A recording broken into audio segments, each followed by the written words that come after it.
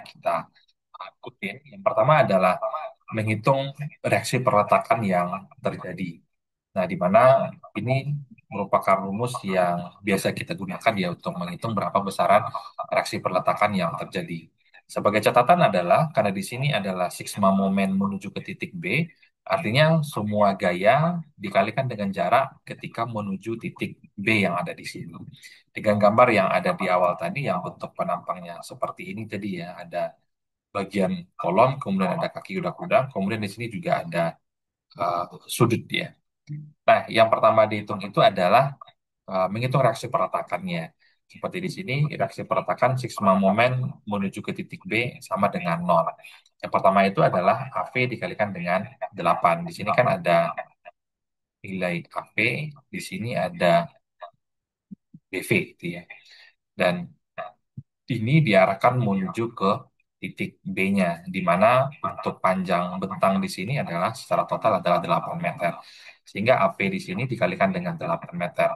Kemudian selanjutnya ada nilai P1 dan ada nilai P2 gitu ya.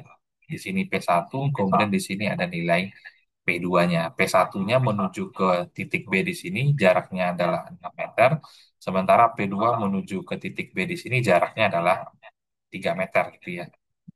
Nah, sehingga di sini karena di sini berlawanan dengan arah jarum jam, maka tandanya di sini negatif. Kemudian untuk yang P2 juga sama, menuju ke titik B di sini berlawanan dengan arah jarum jam, tandanya juga negatif. Sehingga ini menjadi persamaan yang bisa kita hitung berapa nanti besaran gaya dalam yang terjadi atau reaksi perletakan untuk semua momen menuju ke titik B. Nah, dengan kondisi gambar seperti ini tadi, maka kita bisa mendapatkan nanti nilai AP dan nilai BV-nya. Nah, ini dimasukkan nilainya ya, di mana nilai P1-nya itu adalah 1 kilonewton, kemudian nilai P2-nya adalah 2 kilonewton. Sehingga kita dapatkan nilai AV ini sebesar 1,5 kilonewton, seperti di sini ya. Jadi untuk AV di sini kita dapatkan nilainya adalah 1,5 kilonewton. Karena tandanya positif, berarti ini arah panahnya ke atas seperti yang ada di gambar di sini. Nah, selanjutnya adalah sigma moment menuju ke titik A. Ini kebalikan dari tadi ya. Arahkan semua gayanya menuju ke titik A. Yang membedakan hanya arahnya saja. Kalau tadi kan dari arah kiri menuju ke arah kanan. Nah, untuk selanjutnya yang sigma moment menuju ke titik A sama dengan nol. Artinya arahkan semua gaya yang ada ke titik A. Ini A, kemudian ini yang B gitu ya. Yang pertama adalah BV-nya. Di sini kan sudah ada garis BP, arahkan menuju ke titik A seperti di sini. Seperti di sini. Arahkan menuju ke titik A, karena ini berlawanan dengan arah jarum jam, maka tandanya adalah negatif. Jadi negatif BV dikalikan dengan jaraknya adalah 8 meter. Sama dengan yang di sini tadi. Dari titik A menuju ke titik B itu jaraknya adalah 8 meter. Selanjutnya adalah P1 dikalikan dengan 2 meter. Di sini kan ada P1 tadi ya. Arahkan menuju ke titik A, di mana jaraknya di sini adalah 2 meter. Kalau 8 ini jarak keseluruhannya. Selanjutnya ada P2, ini tandanya positif karena searah dengan jarum jam. Selanjutnya di sini ada nilai P2 tadi ya. Di sini ada P2, arahkan menuju ke titik A, di mana jaraknya adalah 5 meter. Nah, kemudian di mana nilai P1 tadi itu adalah 1 kilonewton dikalikan dengan 2 meter, kemudian P2 itu nilainya adalah 2 kilonewton, kemudian dikalikan dengan jaraknya 5 meter. Kemudian setelah dipindah ruaskan, di sini sudah dihitung secara langsung ya, maka kita dapatkan nilai BV-nya itu adalah 1,5 kilonewton. Kalau kita coba kita gambarkan untuk nilai reaksi perletakannya seperti ini. Ini untuk AV-nya, nilainya adalah 1,5. Kemudian di sini adalah nilai dari BV-nya. Nilainya adalah 1,5. Ini kan sama ya nilai yang ada di AV dengan nilai yang ada di BV. Kebetulan ini sama. Karena memang bebannya yang ada itu juga sama gitu ya. Nah, kemudian selanjutnya adalah untuk menghitung sisi bagian dari kirinya atau akses. Ini kita menggunakan persamaan sigma momen menuju ke titik S-nya. Kalau kita lihat gambar aslinya dari awal tadi,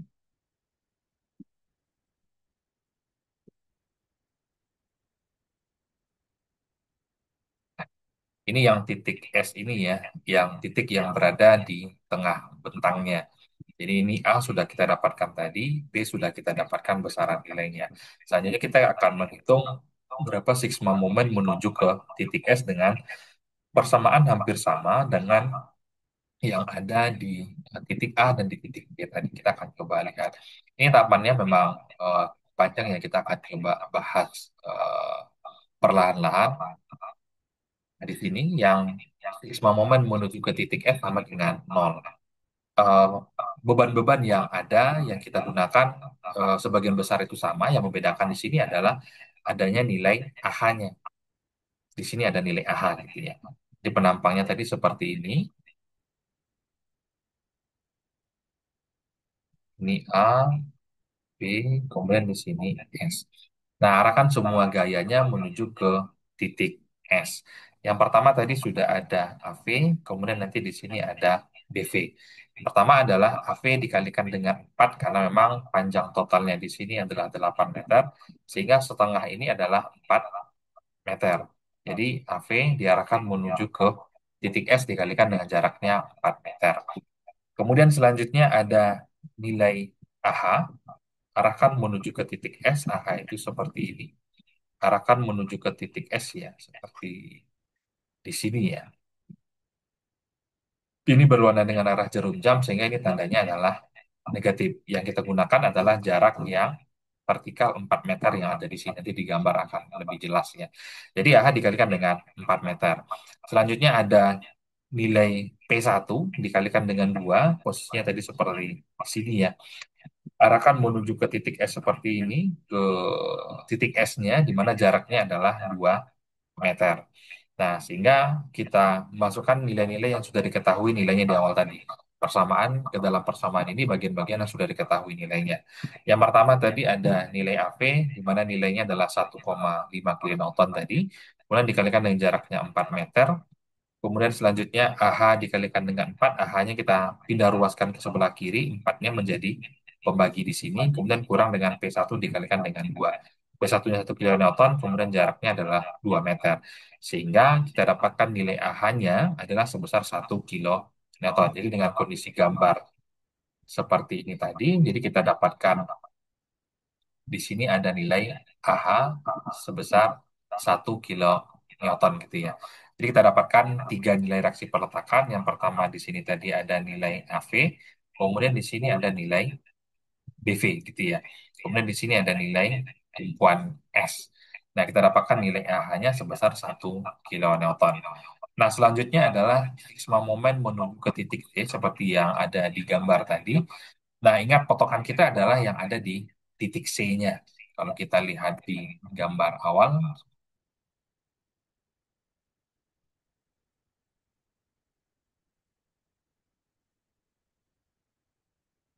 nah ini titik T itu adalah isi ujung dari batang A yang ada di sini ya. Artinya arahkan semua gayanya menuju ke titik C-nya. Nah, karena ini masih batang yang vertikal ataupun horizontal, sehingga belum ada pengaruh sudut yang bekerja pada batang yang kita tinjau tersebut. Nah, ini untuk AC-nya. Dan untuk bagian sisi di sini ya, di sini A, di sini C-nya. Tingginya ini adalah 4 meter. Nah, yang pertama adalah ada nilai AH, kemudian dikalikan dengan, oh ini 3 meter ya. 4 meter itu secara keseluruhan.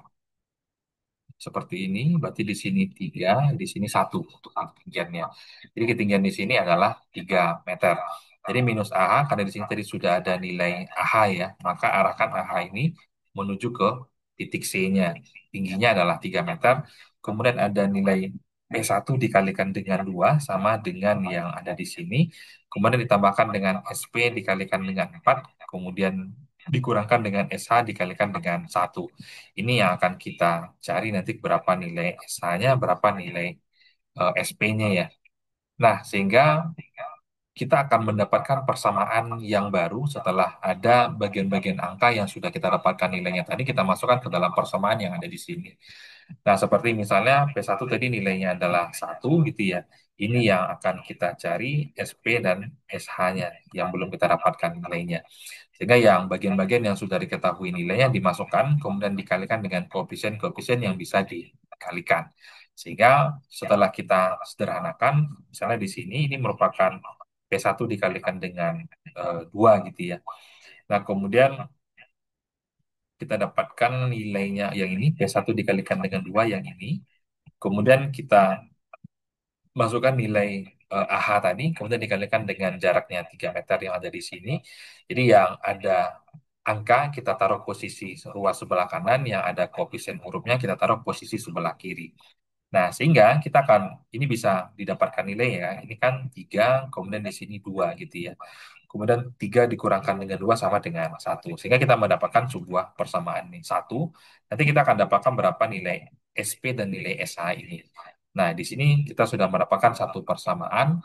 Oh, selanjutnya nanti kita akan coba geser ke titik yang di sebelahnya. Selanjutnya adalah sigma momen menuju ke titik A sama dengan 0, di mana gaya yang ada itu kita lihat kembali dari gambar ke titik A.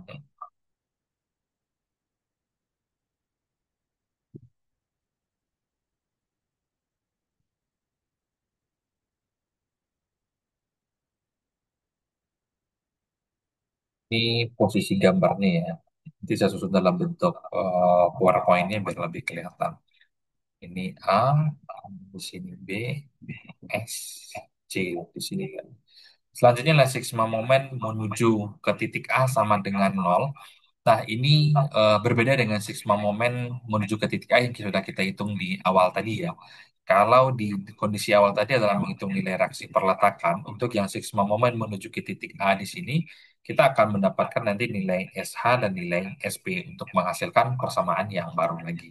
Di mana persamaan yang digunakan di sini adalah P1 dikalikan dengan 2 meter, kemudian SH-nya dikalikan dengan 4 meter, supaya lebih mudah mengingatnya ya. Ini H ini adalah sisi horizontal, V ini adalah bagian dari vertikalnya. Jadi SH dikalikan dengan 4 meter, kemudian SP-nya juga dikalikan dengan 4 meter jarak ketinggian. Eh, ya, bukan ketinggian, jadi jarak setengah dari bentangnya tadi ya kan 8 meter ya. Ya, jadi di sini tadi sudah ada AH, begitu juga di sini akan ada SH gitu ya. Tinjauannya menuju ke titik sini. Di sini ada, di sini SH-nya, kemudian nanti di sini akan ada SP-nya terhadap titik S. Ini kan tinjauannya terhadap titik S ya, seperti yang ada di sini.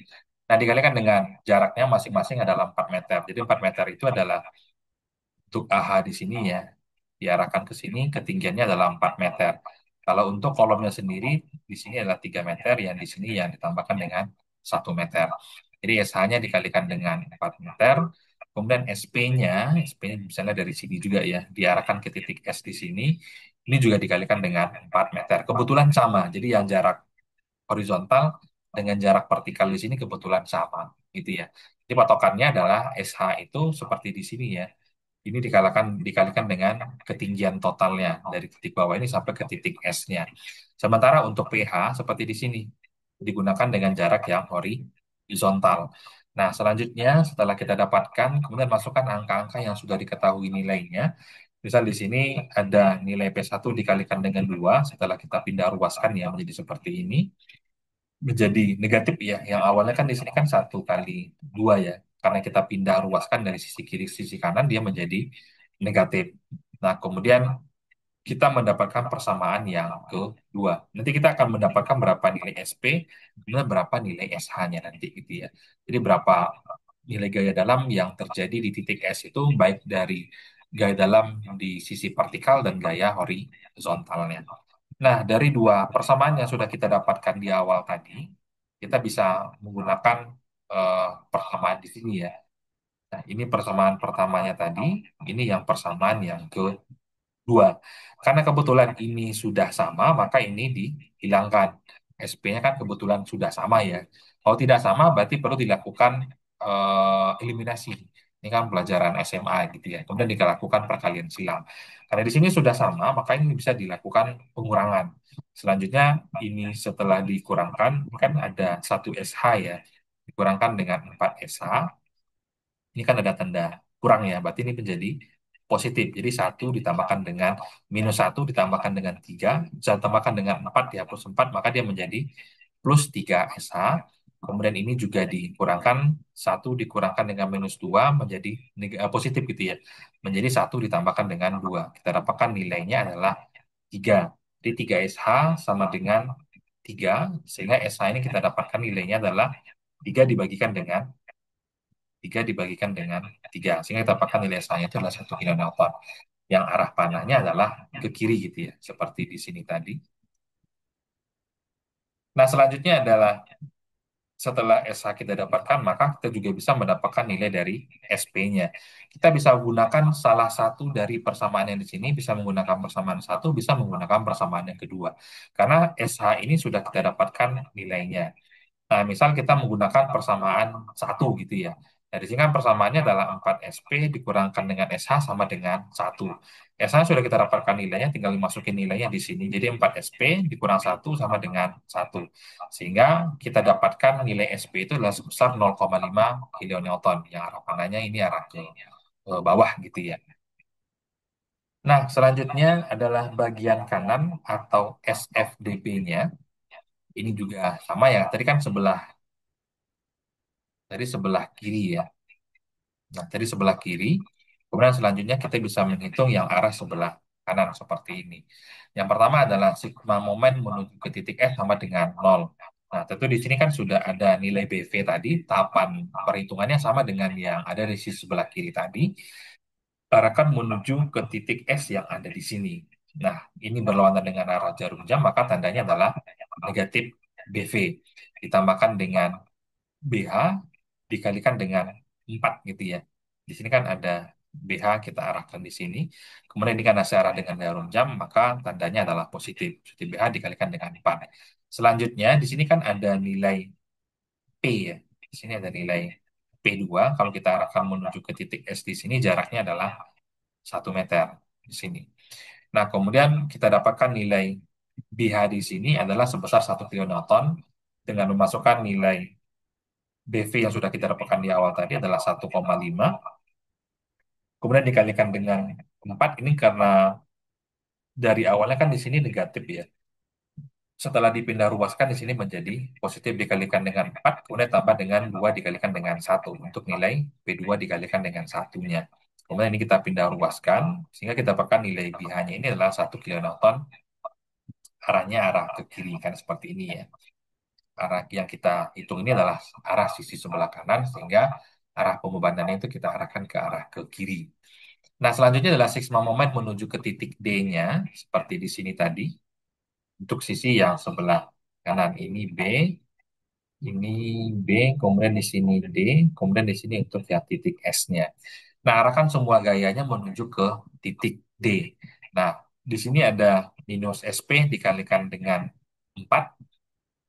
Di sini kita buat SP absen ya, karena tadi ada SP saja yang sudah kita hitung untuk sisi sebelah kiri. Tahapannya di sini juga persis sama, tinggal mengikuti yang ada di sisi sebelah kiri tadi. Jadi -SP dikalikan dengan 4, kemudian SH-nya dikalikan dengan 1 gitu ya. Kemudian selanjutnya sama dengan P2 dikalikan dengan kurang, di sini ada kurang ya. Kurang P2 dikalikan dengan 3, ditambahkan dengan PH dikalikan dengan 3. Kemudian masukkan angka-angka yang sudah diketahui nilainya. Di sini sama dengan. Masukkan nilainya sudah diketahui nilainya, seperti ada nilai P2, nilainya adalah 2 kilonewton, tinggal dikalikan. Kemudian BH tadi sudah kita dapatkan 1 kilonewton, dimasukkan ke sini. Sehingga kita mendapatkan persamaan baru lagi. Ini untuk sisi konstruksi sebelah kanan. Nah, kemudian selanjutnya adalah sigma moment menuju ke titik B. Ini juga sama, ada SP absen dikalikan dengan 4, kemudian SH absen dikalikan dengan 4, kemudian dikurangkan dengan P2 dikalikan dengan 3 gitu ya.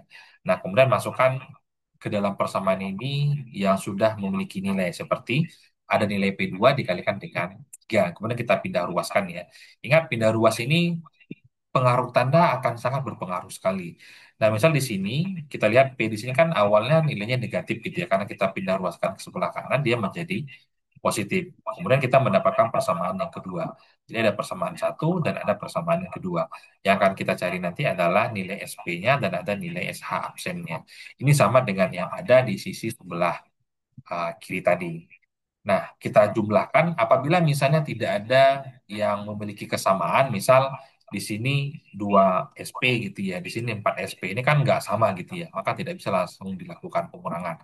Maka kita bisa melakukan dengan metode eliminasi, dengan cara melakukan perkalian silang. Nah, karena ini juga sudah sama dengan yang sisi kiri tadi, maka yang sama ini bisa kita langsung dilakukan pengurangan seperti di sini ya. Ini dikurangkan maka hasilnya sama dengan nol. Selanjutnya SH absen dikurangkan dengan 4 SH absen sama dengan minus 3 absen. Kemudian selanjutnya 3 dikurangkan dengan 6 sama dengan minus 3. Sehingga SH absen ini adalah untuk sisi sebelah kanannya. Kita dapatkan nilainya adalah 1 kilo Newton gitu ya. Nah, ini kebalikan dari yang tadi ya. Kalau yang sebelah kiri tadi, ini kan arahnya ke sebelah kiri gitu ya. Karena ini sebelah kanan, maka arahnya ke sebelah kanan, berlawanan dengan yang ada di sebelah kiri tadi. Nah, selanjutnya juga karena kita sudah mendapatkan nilai SH absen di sini, sehingga kita bisa mendapatkan nilai SP-nya. Bisa menggunakan persamaan satu, bisa menggunakan persamaan kedua dengan memasukkan nilai dari SH absen yang ada di sini. Dari sini kita akan menggunakan nilai SH absennya yang sudah kita ketahui nilainya, kita masukkan nilainya satu, sehingga SP absennya kita dapatkan nilainya adalah 0,5. Arah panahnya ke atas karena nilainya positif gitu ya. Nah, jadi kita sudah menyelesaikan tahap awal untuk menghitung berapa nilai reaksi perletakan, termasuk juga berapa nilai reaksi peletakan yang terjadi di titik S. Jadi ini kan konstruksinya ada konstruksi tiga sendi ya. Kenapa dinamakan dengan konstruksi tiga sendi? Sendi itu yang ini, satu, dua, dan tiga. Beberapa tahapan ini masih sama dengan perhitungan misalnya menghitung reaksi perletakan. Yang membedakan memang untuk yang konstruksi tiga sendi yang ada di sini kita akan memperhitungkan ada gaya horizontal yang bekerja. Kemudian gaya horizontal ini akan kita arahkan menuju ke titik puncaknya biasanya ke titik S yang ada di sini. Itu yang membedakan dibandingkan dengan sistem portal misalnya. Selanjutnya adalah gaya lintang dan gaya normal. Nah, di sini kita akan eh, memperhitungkan pengaruh adanya sudut yang bekerja pada batang yang kita tinjau. Pada titik A misalnya, titik A itu adalah pada bagian sisi bawah gini ya. Di sini kan sudah ada nilai AV tadi ya. Nah, kalau untuk di sini kan belum ada pengaruh sudut ya, karena juga batangnya ini tegak lurus. Nah, sehingga gaya lintang yang terjadi di titik A di sini, gaya lintang itu adalah gaya yang tegak lurus terhadap batangnya. Jadi yang dimaksud dengan gaya lintang atau D itu adalah bentuknya seperti ini. Gaya yang tegak lurus terhadap batang bisa dari atas, bisa dari bawah. Artinya yang tegak lurus terhadap batang di sini adalah adanya nilai AH. Kan ada nilai AH nih di sini. Dan ini yang merah ini adalah batang kita, kemudian yang biru ini adalah gaya yang terjadi. Nah, satu-satunya yang tegak lurus terhadap batang di sini adalah nilai dari AH yang sudah kita dapatkan nilainya di awal tadi minus AH sebesar 1 kN gitu ya. Kemudian ada gaya normal, kita ingat kembali gaya normal itu adalah gaya yang searah dengan arah sumbunya. Ini untuk N, gaya yang searah dengan arah sumbunya. Bisa dari atas, bisa dari bawah seperti di sini. Nah, kalau kita lihat dari case yang ada di sini, untuk di sini ya, maka satu-satunya yang searah dengan arah batangnya ini adalah nilai dari AV. Ini batangnya. Kita lihat yang searah dengan seperti gambar di sini adalah nilai dari AV-nya.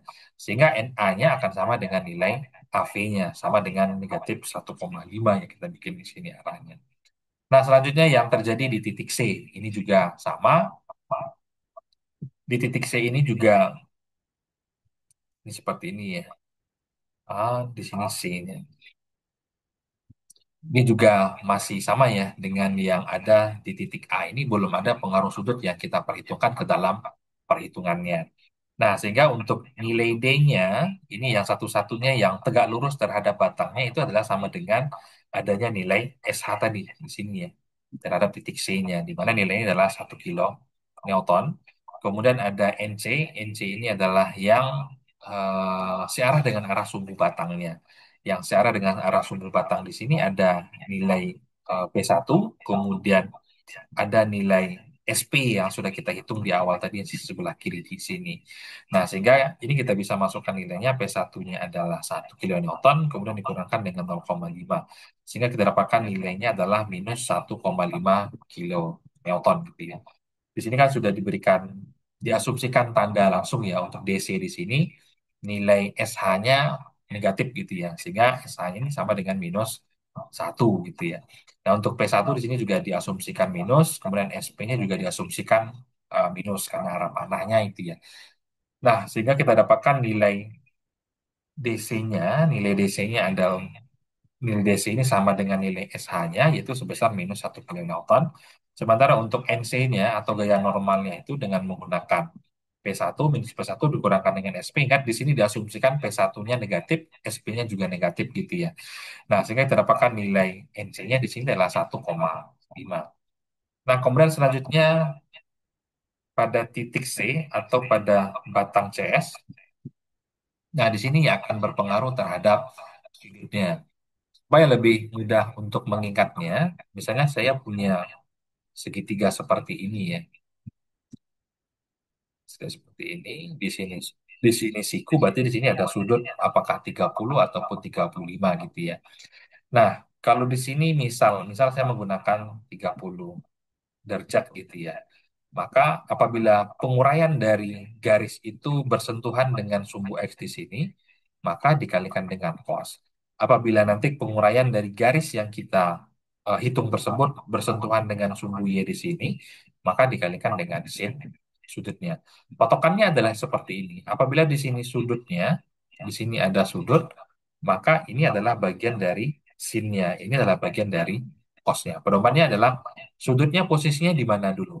Kalau di sini sudutnya, nanti kalau dia bersentuhan langsung dengan posisi sudut, maka ini adalah cosnya. Yang di bagian depannya adalah bagian dari sinnya. Kita coba lihat untuk yang ada di titik C-nya. Nah, di mana di titik C ini ada batang ini tadi ya, yang kan batangnya seperti ini. Gitu ya. Nah, setelah ini di crop seperti ini, bentuknya menjadi seperti ini. Jadi yang batang C ini diuraikan terhadap suku X dan terhadap suku Y-nya. Nah, di sini kan sudah ada bagian garis-garis putus ya. Nah, pedomannya tetap yang tadi. Pedomannya tetap yang tadi. Apabila di sini sudutnya, maka di sini adalah cosnya, di sini adalah sinnya. Nah, kita coba lihat untuk yang pertama, untuk yang bagian di sini ya. Ini kan ada sudutnya nih. Nah, maka kan di sini ada sikunya. Berarti ini adalah cos, yang di sini adalah sin penguraiannya ya. Nah, di sini kan sudah diberikan eh, keterangan ya, seperti di sini sama dengan yang tadi. Pokok pedomannya seperti di sini tadi. Kalau di sini ada sudut, maka di sini cosnya, yang di depannya di sini adalah sinnya. Terserah kalau ini kita putar. Nah, ini kan seperti diputar gitu ya. Tapi pedomannya cari dulu sikunya. Kalau di sini ada siku, di sini kan ada siku ya. Berarti di sini sudutnya. Nah, berarti yang ini adalah bagian cosnya, yang ini adalah bagian dari sinnya. Itu yang akan kita perhitungkan. Nah, ini adalah untuk sisi atasnya. Nah, kemudian di sini kan bagian bawah sini kan ada nilai AV gitu ya. Ini juga sama. Diuraikan dengan garis yang putus-putus di sini. Pedomannya juga sama dengan yang tadi, seperti di sini ya. Kan di sini ada sudut nih. Berarti di sini dikalikan dengan cos, bagian yang di sini dikalikan dengan Y. Ataupun yang bagian di sini ada di sini ya. Ini juga sama. Kalau di sini sudut berarti di sini dikalikan dengan cos, yang ini dikalikan dengan sinnya. Nah, di gambar sudah diberikan keterangan dengan bentuk garis-garis putusnya. Oke. Nah, sekarang kita lihat di sini bisa menggunakan langsung misalnya eh, sin dari sudut ataupun cos dari sudut gitu ya, atau menggunakan tangen seperti ini juga boleh.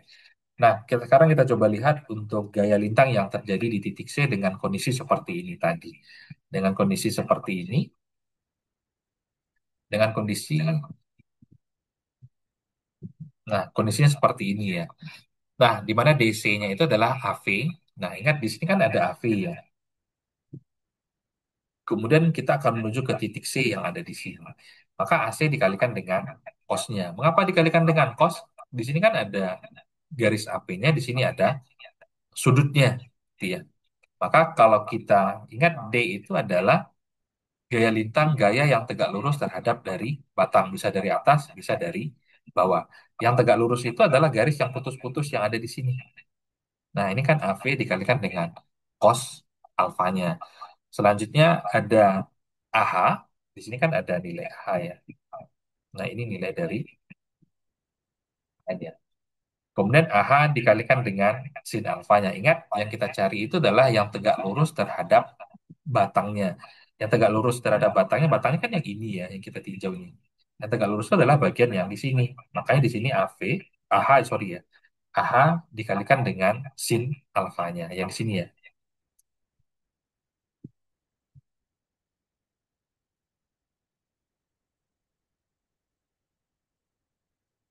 Ntar saya top dulu sekarang.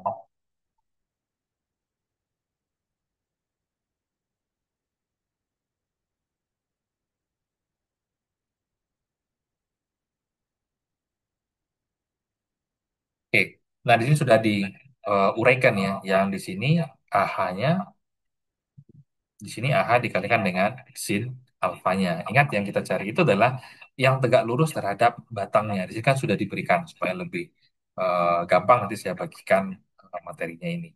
Kemudian masukkan angka-angka yang sudah diketahui nilainya. Misal nilai AV sudah diketahui, dikalikan dengan cos alfa, kemudian AH-nya sudah diketahui dikalikan dengan sin alfanya.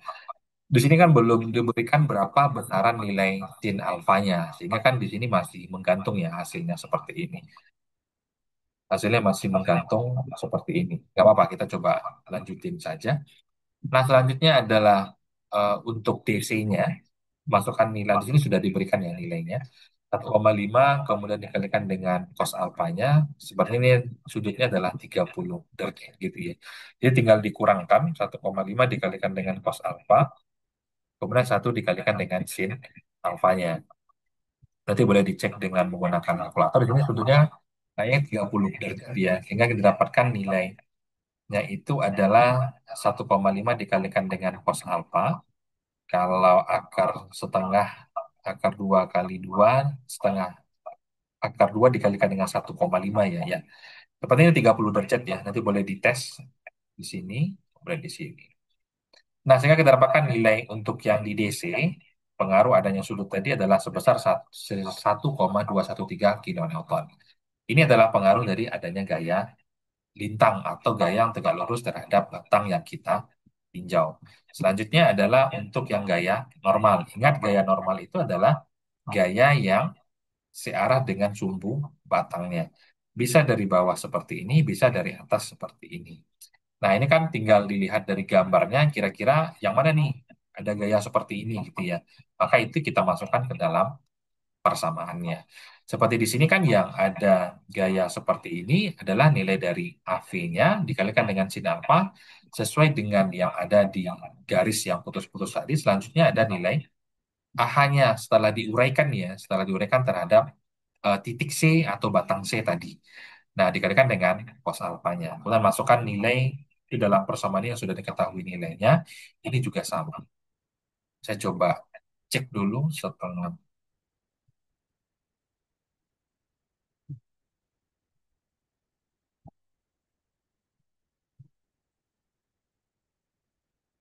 sin, coba sin 30.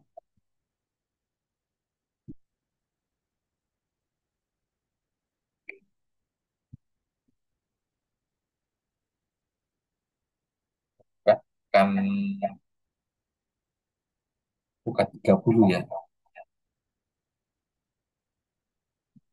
Di sini tidak diberikan berapa besaran sudutnya.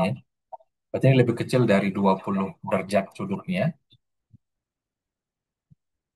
Nanti kalau di contoh soal lainnya nanti kita akan asumsikan langsung berapa besaran sudutnya. Nah, selanjutnya ini dikalikan, setelah dikalikan dengan si sudut didapatkan nilainya adalah 0,364. Kemudian yang dikalikan dengan cos sudut nilainya adalah 0,97. Kemudian ini dikurangkan, jadi minus 0,364 dikurangkan dengan 0,970 kita dapatkan nilainya adalah 1,334. Selanjutnya yang terjadi di titik E ini juga sama, ini juga diuraikan terhadap sumbu X dan terhadap sumbu Y-nya.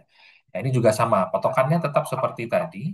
Kalau di sini ada sudut, maka di sini cos, di sini adalah sinnya. Nah, di sana kan sudah ada penguraian dengan menggunakan garis putus-putus ya. Kalau supaya lebih gampang, maka cari sikunya terlebih dahulu. Maka di sini siku, maka di sini siku. Berarti di sini adalah cos, kemudian yang di sini adalah sinnya. Itu juga sama. Supaya lebih mudah, memang harus di crop seperti gambar di sini, kemudian baru diuraikan. Nah, selanjutnya adalah bidang D dan bidang N yang terjadi di titik E di sini. DE untuk yang sebelah kiri itu adalah DC batang CS sama dengan 1,213. Ini kan nggak ada apa ya gaya yang bekerja di sana, sehingga nilai DE ini akan sama dengan nilai DC yang sudah kita hitung di tas tadi. Ya. DC tadi kan kita dapatkan nilainya adalah 1,213 ya. Nah, maka DE ini sama dengan nilai DC-nya. Selanjutnya, DE sebelah kanan sama dengan DE kiri dikurangkan dengan P1 dikalikan dengan cos alfanya. Ingat di gambar sini kan ada nilai P1-nya, kemudian di sini adalah batang dari gambar yang sudah kita crop, kemudian ini adalah titik E-nya. Nah, supaya lebih gampang kan kita kan fokus di gambar yang ada di sini. Yang DE yang terjadi itu sama dengan nilai DC-nya, itu sebesar 1,213. Kemudian untuk DE yang sebelah kanan itu sama dengan DE kiri, dikurangkan dengan P1 dikalikan dengan cos. Mengapa dikalikan dengan cos? Karena kan yang ini kan yang tegak lurusnya ini kan bagian yang di sini ya. Ini yang tegak lurusnya, maka kita gunakan yang P cos yang ada di sini. Nah, selanjutnya untuk yang gaya normal, ingat gaya normal adalah yang searah dengan arah sumbunya. Yang searah dengan arah sumbunya itu adalah NC balok CS tadi. Ini kan sudah kita dapatkan tadi ya. Sama NC balok CS, yaitu nilainya adalah 1,334. Kita coba lihat NC-nya di sini ya. 1,334. Nah, dia akan sama dengan yang ada di NE-nya. Oke. Karena gayanya sama di sana. Selanjutnya adalah NE. Ini kan NE sebelah kiri. Selanjutnya NE yang sebelah kanan, NE kiri, ditambahkan dengan P1 dikalikan dengan sin alfanya. NE sebelah kiri tadi sudah kita dapatkan nilainya adalah ini ya, minus 1,334. Ditambahkan dengan P1-nya tadi adalah 1 dikalikan dengan sin alfanya. Sin alfanya memang kita coba harus cari dulu ini menggunakan sudut berapa. Saya tadi coba sudut 30 derajat, tapi nggak pas hasilnya ini ya. Nah, kemungkinan dia lebih kecil dari 30, mungkin di posisi 20 ataupun di 25 derajat. Nah, kemudian selanjutnya yang terjadi di titik X atau titik puncak dari gambar yang kita hitung di awal tadi, ada DF sebelah kiri. Kita coba ini ya, seperti di sini ya posisinya. Kan posisinya tadi seperti ini. Nah, selanjutnya ini yang titik S-nya. Nah, ini kan akan diuraikan terhadap sumbu X dan terhadap sumbu Y-nya. Yang perlu diingat adalah di titik S ini tadi ada nilai SH, kemudian juga ada nilai SP yang bekerja gitu ya. Ini kan setelah kita crop ini, di sini ada nilai SH dan ada nilai SV. Sini. Nah, ini akan kita uraikan terhadap sumbu S dan terhadap sumbu Y-nya. Sama dengan yang tadi, untuk yang bersentuhan dengan sumbu X-nya, maka dikalikan dengan cos alfanya. Kita coba lihat untuk yang pertama adalah gaya lintang S yang sebelah kiri. Rumusnya adalah SP dikalikan dengan cos alfanya. Di mana ini adalah nilai SP-nya. Yang kita cari ini di sini adalah gaya lintangnya. Ingat gaya lintang adalah yang tegak lurus terhadap batangnya. Maka yang ini yang akan kita cari kan. Nah, di sini kan SP dikalikan dengan cos alfanya. Selanjutnya ada nilai SH terhadap tegak lurus terhadap batangnya. Maka yang kita gunakan di sini adalah SH dikalikan dengan sin alfanya. Berarti kan yang di sini. Sin alfa. Yang di sini ya. SH dikalikan dengan sin alfa. Kalau di sini kan yang ini kan dikalikan dengan cos. Berarti ini yang SH dikalikan dengan sin alfanya. Masukkan nilai yang sudah diketahui nilainya, seperti di sini tadi sudah kita dapatkan nilai SP-nya dikalikan dengan sudutnya. Misal nanti kalau ada contoh soal saya bikin sudutnya misalnya 30 derajat ya, berarti cos ini dikalikan dengan 30 derajat. Kemudian SI-nya tadi adalah nilai 1 dikalikan dengan sin alfanya. Sehingga kita dapatkan nilainya itu adalah 0,243.